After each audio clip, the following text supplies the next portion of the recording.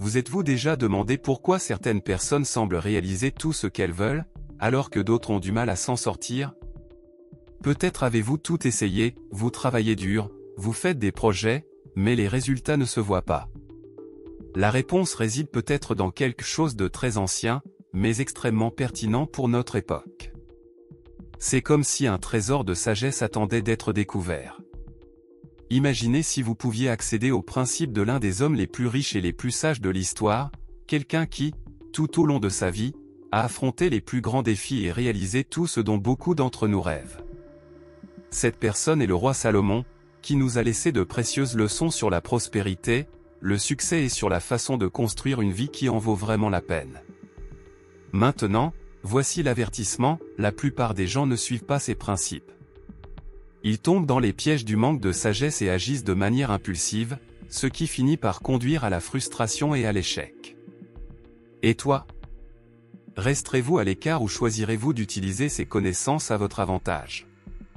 Dans les prochaines minutes, je vous dévoilerai les secrets de Salomon qui peuvent transformer votre vie financière, votre état d'esprit et même votre façon de relever les défis. Préparez-vous, car c'est le genre de sagesse qui peut tout changer pour vous, mais seulement si vous décidez d'agir. Si vous voulez savoir comment appliquer ces leçons aujourd'hui, ne perdez pas de temps et abonnez-vous à la chaîne. Allons ensemble, étape par étape, découvrir comment atteindre la prospérité dont vous avez toujours rêvé. Imaginez que vous êtes dans un petit village où, au lieu de magasins ou de supermarchés, il y a des marchés d'échange. Pour obtenir ce dont vous avez besoin, vous devez offrir quelque chose de valeur. Dans ce scénario, il y avait un homme qui vivait simplement, mais cherchait toujours des moyens d'améliorer sa vie. Il avait de grands rêves, mais il savait que rien ne se réaliserait sans effort. Il ne s'attendait pas à ce que des opportunités lui tombent dessus ou que le destin fasse de lui du jour au lendemain un millionnaire. Un matin, il est allé au marché, mais a remarqué quelque chose d'intéressant. À côté des stands vendant des marchandises et des biens, il y avait deux types de vendeurs. Le premier groupe, présent depuis l'aube, a travaillé sans relâche pour organiser ses produits, offrant toujours le meilleur. Le deuxième groupe semblait plus détendu, ils arrivaient en retard, pas pressés et passaient plus de temps à discuter qu'à faire des affaires. Tandis que le premier groupe continuait à servir les clients avec énergie et dévouement, le deuxième groupe voyait les quelques opportunités de vente leur échapper. En fin de compte, l'homme du premier stand avait fait de bonnes affaires, avec d'excellents revenus, tandis que le vendeur du deuxième stand couvrait à peine ses dépenses. Cette histoire, bien que simple, nous enseigne le pouvoir de la diligence. Salomon, dans Proverbe 10, 4, le dit clairement, « Les mains paresseuses rendent pauvres, mais les mains diligentes apportent la richesse. » Il ne s'agit pas de travailler sans arrêt ou de se suicider d'épuisement, mais de faire ce qui est nécessaire avec concentration, engagement et intention. La diligence, selon Salomon, est une compétence fondamentale pour attirer la prospérité. Il ne suffit pas de rêver ou de prier, il faut agir. Imaginez maintenant qu'au fil des mois, vous commenciez à faire des choix plus conscients sur la façon dont vous utilisez votre temps. Vous consacrez vos matinées à ce qui compte vraiment, vous vous organisez et vous vous engagez à atteindre vos objectifs, jour après jour. Le temps commence à jouer en votre faveur. Les petites actions quotidiennes s'additionnent et vous commencez à voir les résultats d'un travail bien fait. Bien sûr, tout n'arrive pas d'un coup, mais la transformation est visible, les fruits de vos efforts commencent à apparaître. En regardant votre vie, vous commencez à réaliser que les opportunités ne vous attendaient pas seulement, mais que vous créiez les conditions pour elles. Le secret de Salomon est le suivant, il ne suffit pas d'attendre le miracle. Le miracle se produit lorsque vous agissez avec diligence, avec engagement et avec une vision claire de ce que vous voulez réaliser. Peu importe où vous vous trouvez actuellement. Que vous commenciez quelque chose de nouveau ou que vous soyez déjà à mi-chemin, n'oubliez pas que le dévouement et l'action sont essentiels pour obtenir les résultats que vous désirez. Le travail n'est pas seulement une question de quantité, mais aussi de qualité, il faut savoir se concentrer là où cela compte et le réaliser. Ce n'est qu'alors que vos mains, qui n'étaient auparavant occupées qu'à attendre, commenceront à apporter de la richesse. Revenons à ce marché dont nous avons parlé dans l'histoire précédente, mais imaginons maintenant qu'en pleine journée, une femme arrive avec un sac de céréales. Elle a l'air épuisée et ses vêtements ne sont pas les plus récents. Il regarde autour de lui et, sans hésitation, s'approche de l'un des vendeurs les plus travailleurs, celui qui était toujours concentré et organisait sa marchandise. Elle s'approche de lui et avant qu'il puisse lui demander ce qu'elle veut, elle dit « J'ai besoin d'aide, mais je ne peux pas payer ». Cette vendeuse, contrairement à ce qu'on pourrait attendre, n'hésite pas à l'aider. Il sort un sac de céréales fraîches et le tend avec le sourire. « Tiens, prends ça. Ne vous inquiétez pas de payer maintenant. Ce qui compte, c'est que vous ayez ce dont vous avez besoin. » La femme, surprise et reconnaissante, prend le sac et, avant de partir, la remercie profondément. Ce qui se passe les jours suivants est encore plus intéressant. La femme, désormais dotée de plus de ressources et d'énergie, revient au marché, mais cette fois elle n'y vient pas seule. Elle amène d'autres villageois qui se trouvaient dans des situations encore plus difficiles, en leur promettant que le vendeur les aiderait également. Ainsi, le vendeur commence à être recherché non seulement pour sa marchandise de qualité, mais aussi pour sa générosité. Le roi Salomon, dans Proverbe 22, 9, laisse une leçon précieuse, celui qui est généreux sera béni, car il partage son pain avec les pauvres. Mais ce que Salomon nous enseigne va au-delà du simple fait de donner quelque chose qui reste. Il nous parle du pouvoir de partager ce que nous avons avec les autres, que ce soit sous forme d'argent, de temps ou, comme dans le cas du vendeur, de connaissances et d'aide. La véritable générosité ne consiste pas à donner ce qui nous reste, mais plutôt ce que nous pouvons réellement partager. La générosité est souvent mal comprise. Beaucoup de gens pensent qu'être généreux signifie donner quelque chose qui ne vaut rien pour vous, comme si vous deviez donner ce dont vous n'avez pas besoin. Mais, selon Salomon, être généreux, c'est partager ce qui peut réellement aider les autres à s'élever. Que ce soit par de bons conseils, un geste de soutien ou quelque chose qui fait vraiment une différence pour ceux qui en ont besoin. Revenant sur l'histoire de vendeur, ce qui semblait être un simple acte de gentillesse a fini par générer un cercle de prospérité. Sa générosité a été récompensée par quelque chose qu'il n'avait jamais imaginé, un flux continu de personnes qui le recherchaient, apportant de nouvelles opportunités commerciales et de nouvelles alliances qui, à l'avenir, feront de lui l'un des plus grands commerçants du village. Il s'est rendu compte qu'en aidant les autres, il jetait les bases de sa propre prospérité. Et le meilleur, il l'a fait avec un cœur plein de bonnes intentions. Dans nos vies, des opportunités se présentent lorsque nous sommes vraiment généreux.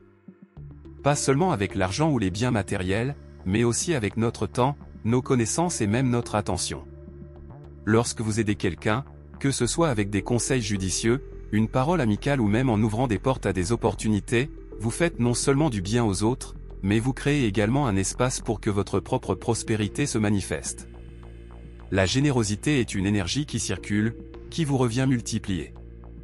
Et comme Salomon l'a dit, vous serez bénis.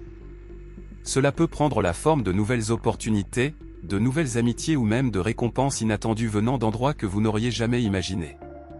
Alors la prochaine fois que vous penserez à aider quelqu'un, rappelez-vous, ce que vous partagez pourrait vous revenir de manière incroyable. N'hésitez pas à être généreux, la prospérité commence par le don et le partage avec le cœur. Là, dans ce même village, une curieuse histoire circulait parmi les habitants. Tout le monde parlait d'un homme qui, malgré avoir accumulé une grande richesse, avait tout perdu en peu de temps.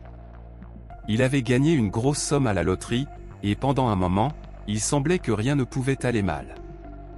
Mais au fil des mois, il a commencé à gaspiller son argent dans des décisions impulsives, en achetant des choses inutiles, en faisant des investissements sans discrétion et en se fiant à de mauvais conseils. Il a fini par tout perdre. Et le plus surprenant dans tout cela, c'est que, quelque temps plus tard, ce même homme a réussi à se remettre sur pied et à redevenir riche. Mais comment est-ce arrivé? Qu'est-ce qui a changé? La différence était simple, il a appris sa leçon sur la valeur de la sagesse.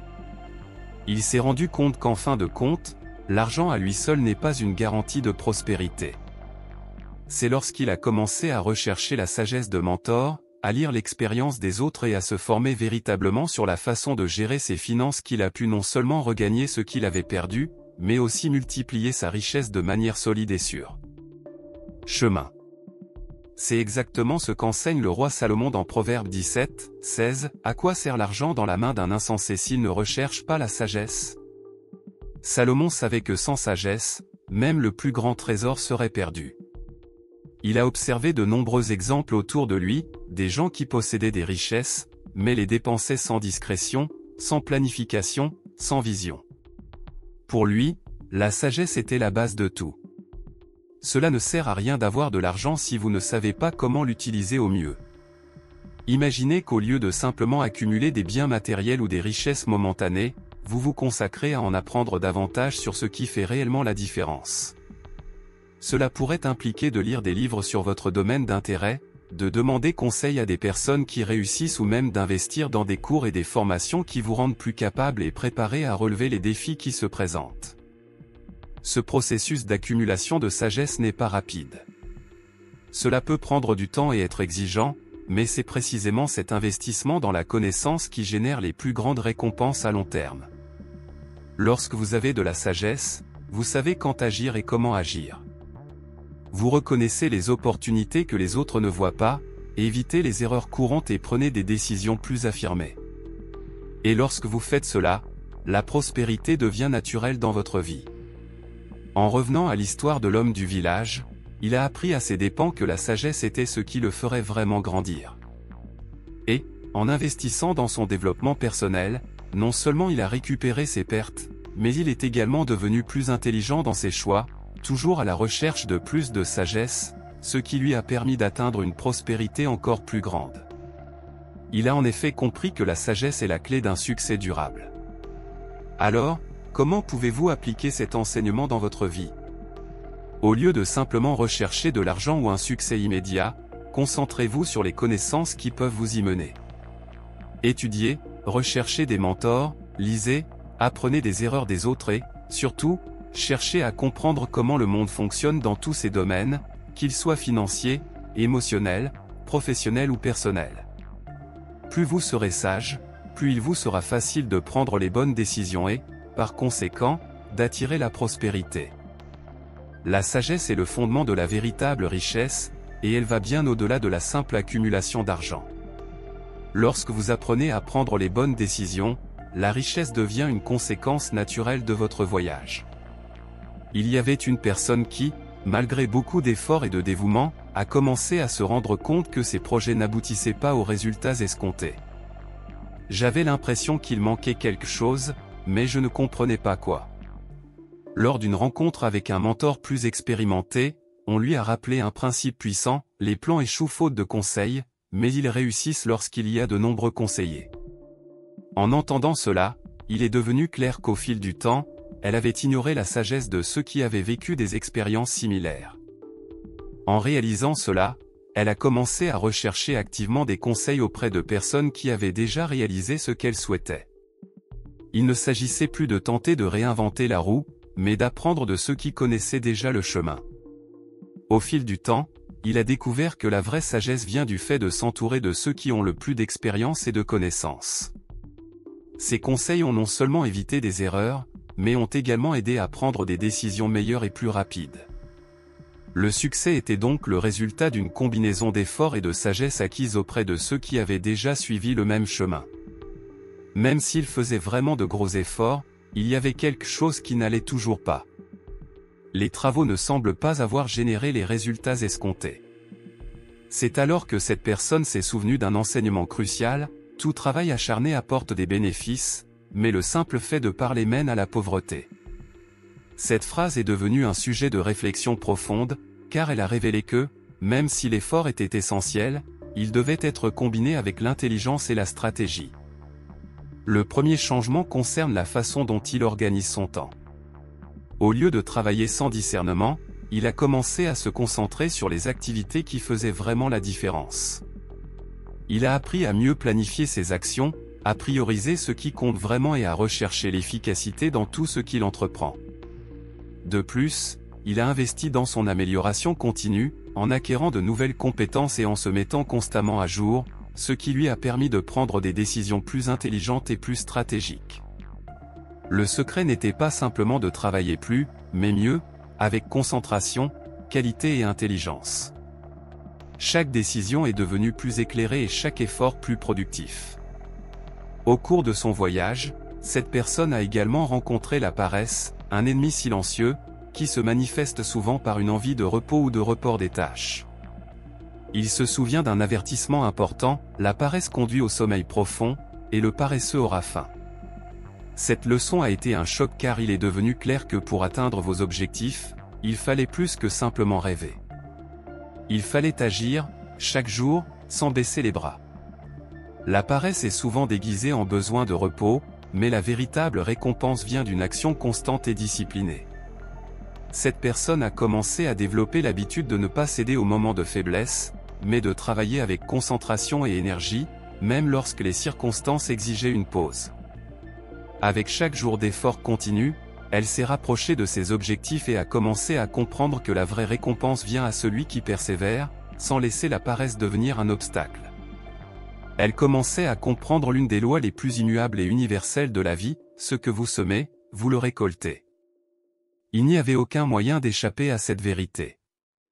Le succès n'était pas une question de chance ou de hasard, mais plutôt le reflet d'actions et de choix faits en cours de route. Comme elle l'a profondément appris, le dévouement d'aujourd'hui produit les fruits de demain. L'idée que quelque chose de précieux arriverait facilement ou de manière inattendue s'éloignait de plus en plus de son esprit. Un jour, en réfléchissant à cela, elle s'est souvenue d'un enseignement qui, bien que simple, s'est révélé incroyablement puissant. Le paresseux ne laboure pas la terre en saison, au moment de la récolte, il cherche et ne trouve rien. Ces mots lui sont restés à l'esprit et ont commencé à prendre un sens au fur et à mesure qu'elle avançait.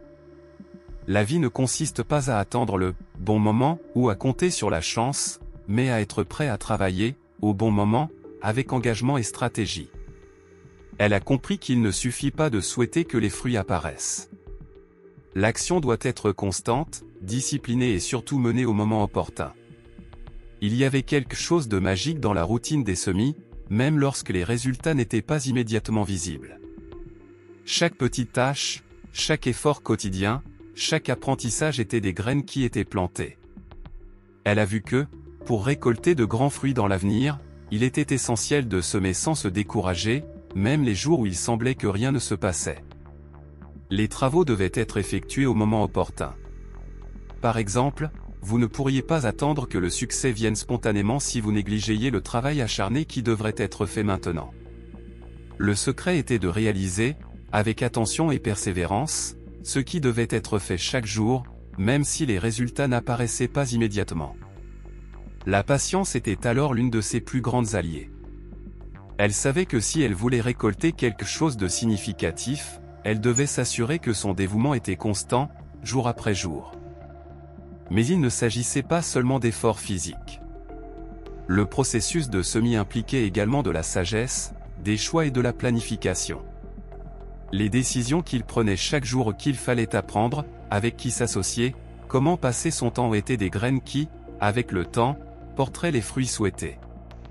Elle a appris à prêter attention aux petits détails et à faire tout ce qui était nécessaire pour nourrir ses graines. Lorsque le moment des vendanges arriva enfin, elle se sentit prête. Les difficultés rencontrées, les défis surmontés, les nuits sans repos et les jours sans garantie l'avaient complètement préparée à ce qui allait arriver. Et puis, lorsque les fruits ont commencé à apparaître, elle a su que ce n'était pas une coïncidence, mais plutôt la récompense de son dévouement, de sa patience et des choix faits au fil du temps. Elle ne se demandait plus comment le succès était arrivé, elle savait que c'était le résultat de semailles constantes et intentionnelles. Maintenant, elle comprend que la vie ne consiste pas à attendre un miracle, mais à construire un avenir solide avec des actions qui, aussi simples qu'elles paraissent, se préparent dès le début. Tout comme la terre ne peut porter ses fruits qu'après une plantation et des soins minutieux, le succès de votre vie serait également une conséquence inévitable de vos choix et de vos actions bien faits. Alors, qu'avez-vous pensé des leçons que nous avons partagées aujourd'hui ? Ces vérités anciennes ont le pouvoir de transformer votre façon de penser et d'agir. Lorsque vous commencez à réellement appliquer la sagesse, que ce soit dans votre travail, dans vos relations ou dans vos objectifs personnels, des changements commencent à se produire. N'oubliez pas, le chemin vers la prospérité est pavé de choix conscients, de travail acharné et, bien sûr, de la capacité d'apprendre des autres. Maintenant, c'est à vous de décider. Appliquez ces principes dans votre vie quotidienne et voyez comment votre vie peut se transformer. Chaque petit pas que vous faites avec concentration et sagesse peut vous mener loin. Et si vous souhaitez continuer à recevoir plus de contenu susceptible de vous aider à grandir, n'oubliez pas de vous abonner à la chaîne. Activez la cloche pour ne manquer aucune mise à jour et poursuivons ensemble ce voyage d'apprentissage et d'évolution. Rendez-vous dans la prochaine vidéo. En attendant,